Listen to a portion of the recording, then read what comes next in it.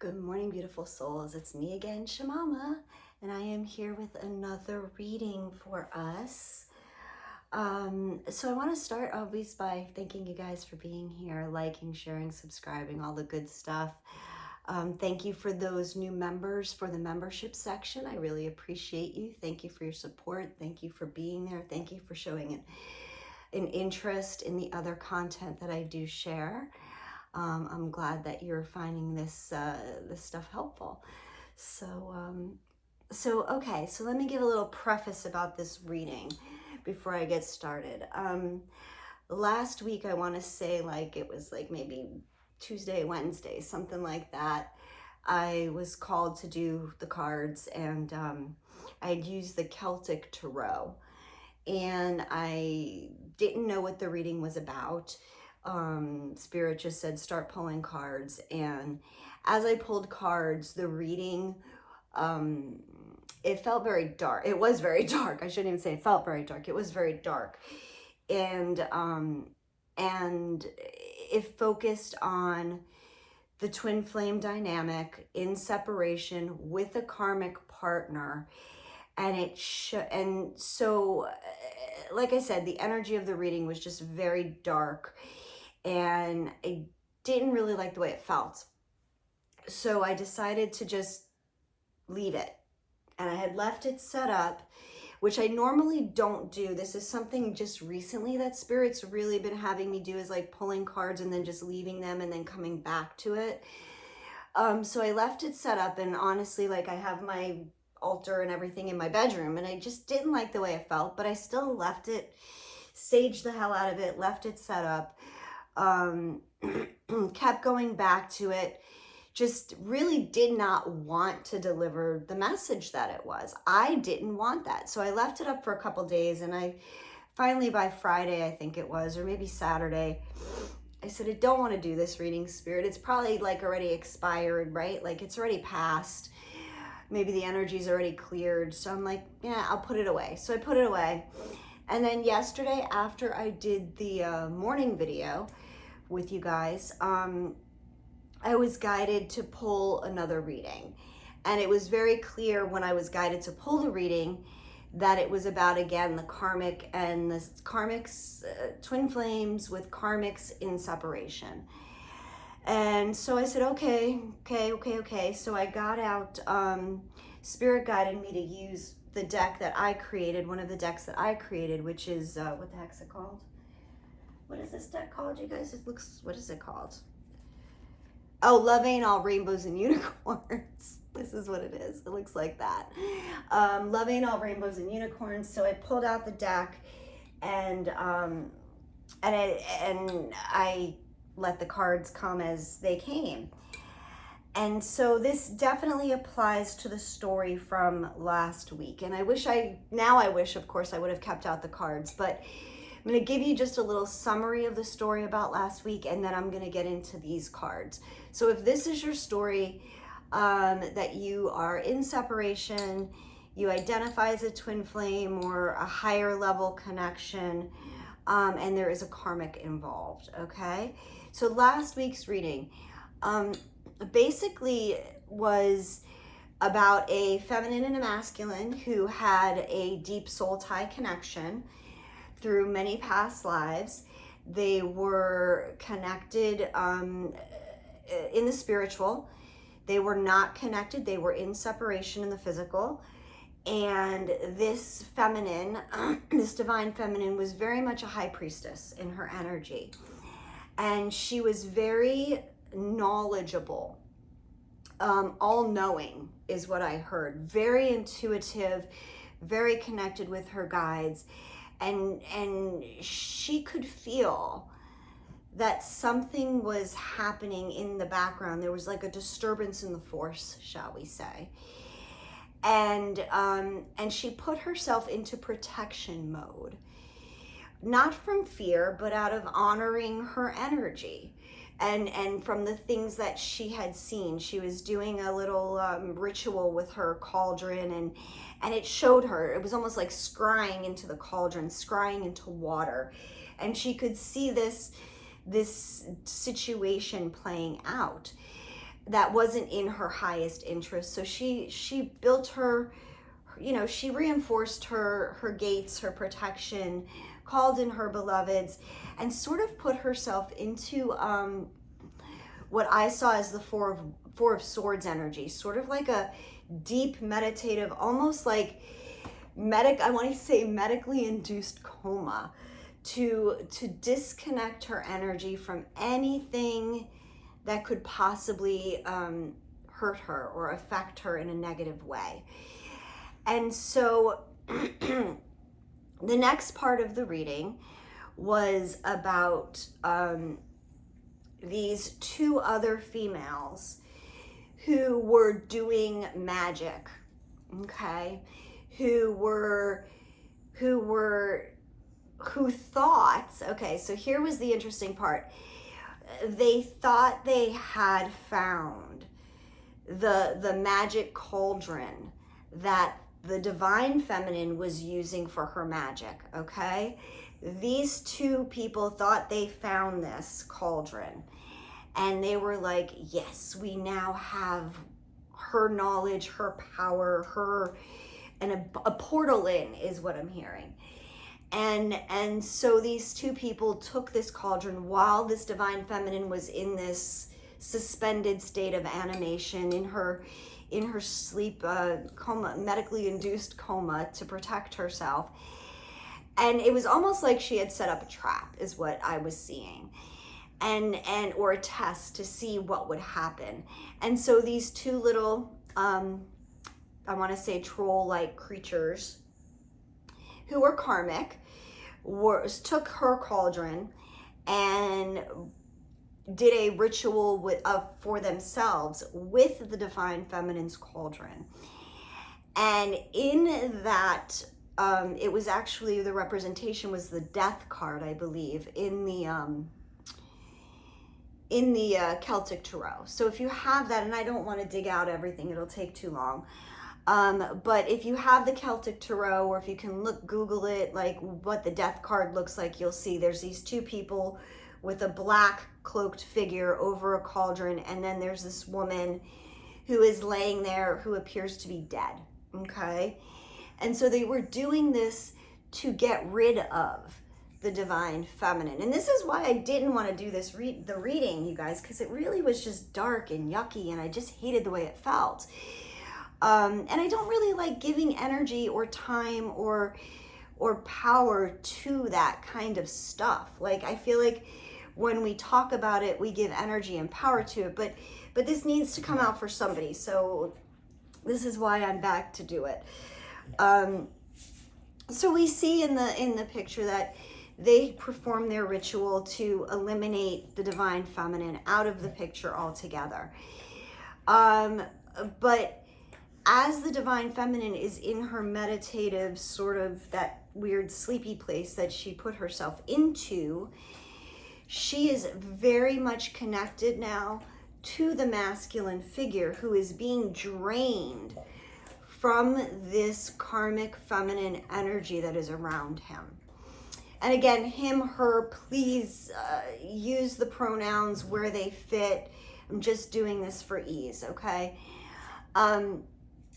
And so this masculine was being drained and giving away everything he had. And there was a picture of this, I believe it was the 6 of coins, where the masculine is sitting, standing over a sort of like an open chasm. And like he's got 1 foot here and 1 foot here, and there's like nothing beneath him. And he's standing on the rocks, and he's got all these people begging for money, and he's dropping his coins down, and he looks very fraught. And it was like he was having to like really maneuver himself and just kept giving away his stuff. So this was the energy that the masculine was in. But the feminine in the next card, and I don't remember what that card was. It may have been the King of Coins, now that I think about it, shows the feminine, the divine feminine, with the masculine back in his throne, holding his coin that he has left, and the divine feminine rubbing the masculine's feet. And And it was beautiful, because it was showing that while the divine feminine is in her meditative unconscious sort of like resting protective space, she is doing the work behind the scenes, supporting this masculine, helping him heal, helping him feel better to regain his strength. And that was really beautiful. So then we see this sort of truth come in. The masculine then understands that this is the actual divine feminine coming to him in this altered, higher state of energy, that is supporting him, helping him heal, making him feel comfort. And next thing you know, we have the 10 of Pentacles. But in this 10 of Pentacles, again, and if you guys have this deck, maybe I'll post the pictures if I can. I don't know. I'll see if I dig out the cards. But anyway, the 10 of Pentacles. So then the next card is, the sword of truth comes, justice is served, and the next card is the 10 of Pentacles. And in this 10 of Pentacles, you see the masculine king sitting in his throne, and you see a few people in the background, and one person in particular looking back around as if to look at the doorway of someone entering the room. And the look on this person's face is, what in the fuck? How in the fuck are you here? Okay. The final card we got for that reading was the 2 of Cups, the 2 of Cauldrons. Actually, they're cauldrons in that deck, yes. And it shows the feminine with her original cauldron, not the one that she used to set them up, but her original cauldron, okay? Combining it with the masculine's cauldron, okay? But that reading is what led into this. So today we see that the reason for separation in this relationship, the current reason, I want to say, for the separation, what made the masculine go a different way was this very dark feminine energy, okay?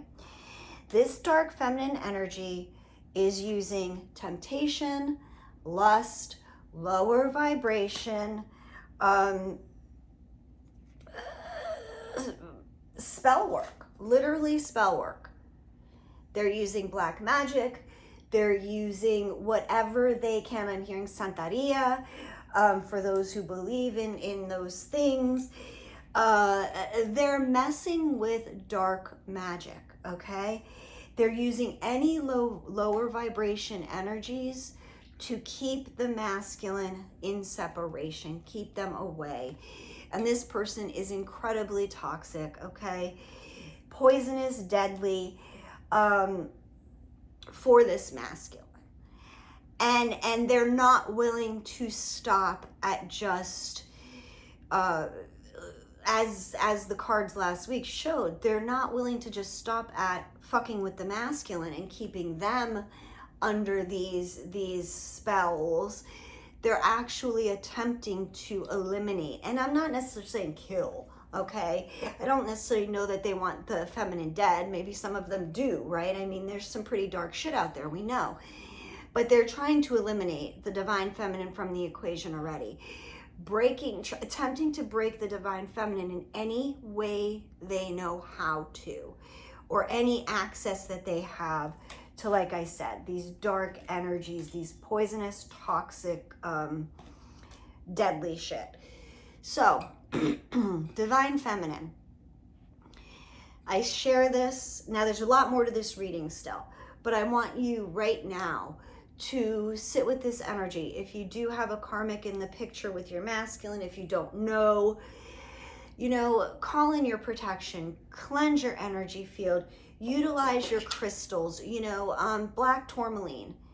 Fucking put it around your bed, sleep with a piece under your pillow, stick a piece in your bra, whatever.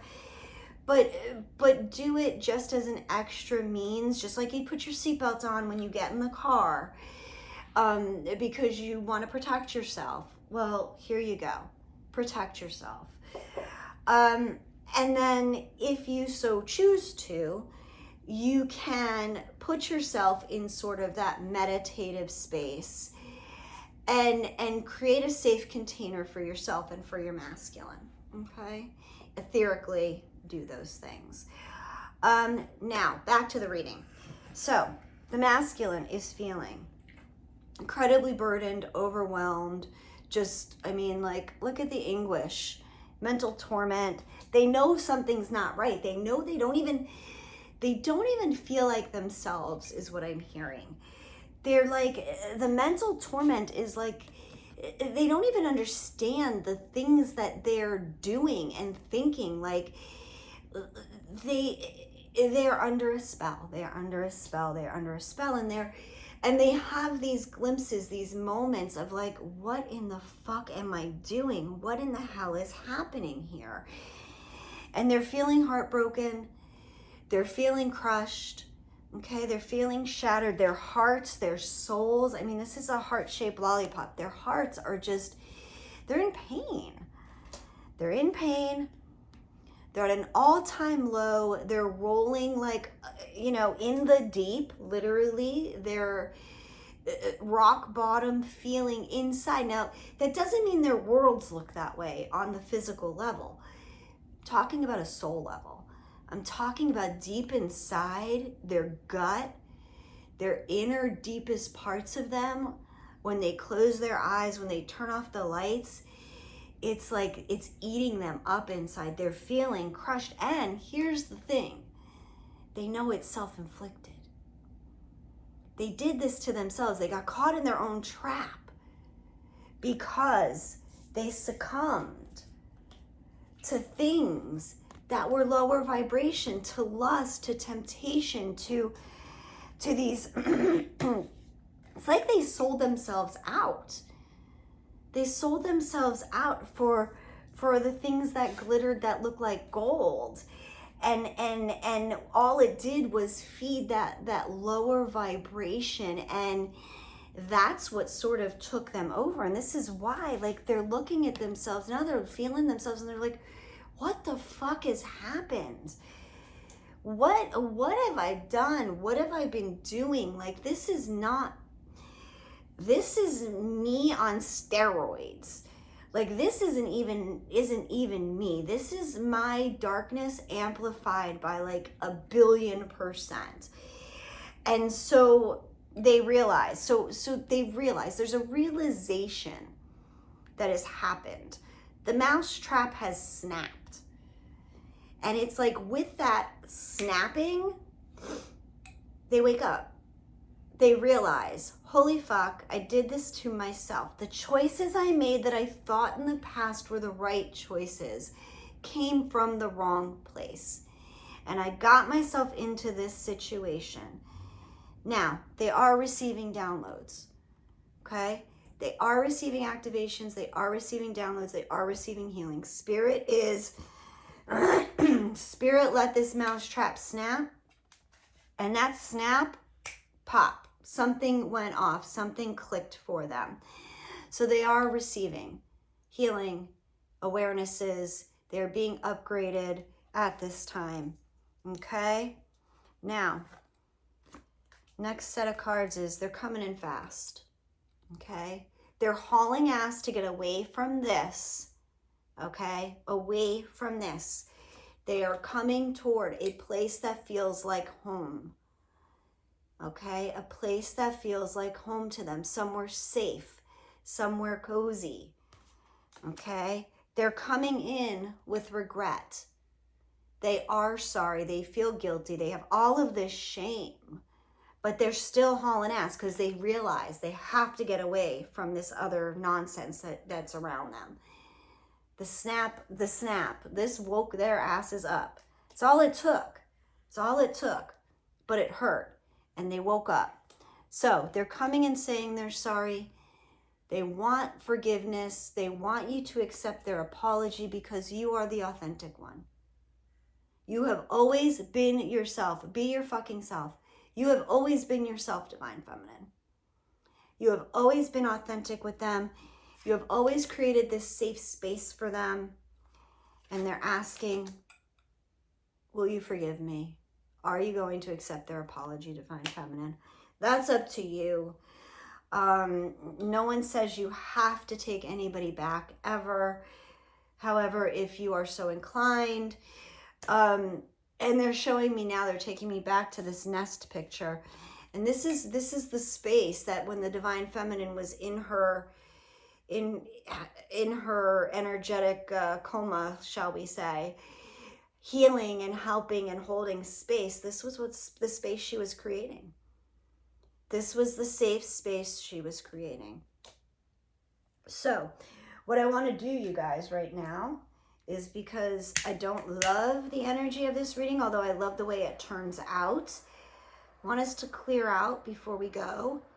If you guys want to stay, stay. If you don't, don't. Thank you for being here if you're leaving.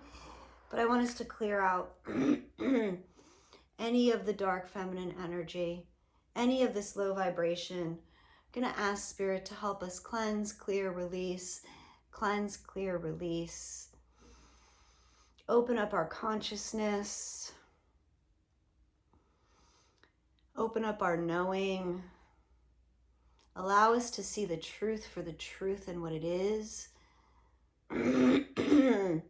Allow us to always be in our heart space, in a space of love. Sentia kotisa, neia teoni sebiana teisa. Yenia teokusa, neia teopasana teisa. Yenish tetia kopiana teise. Dendia sominate. Take a couple nice, slow, deep breaths. Release, release, release. And allowing ourselves protection of all of our angels, our benevolent beings of love and light. Mother, Father, God, Archangel Michael and his legion of light, standing around us, always being with us. We are loved, we are protected, we are safe. Thank you, thank you, thank you. So it is, and so it is, and so it is. All right, guys, I am sending you all so much love and light, gratitude and blessings. Always beautiful souls. We will talk again soon. Mwah. I love you. Bye-bye.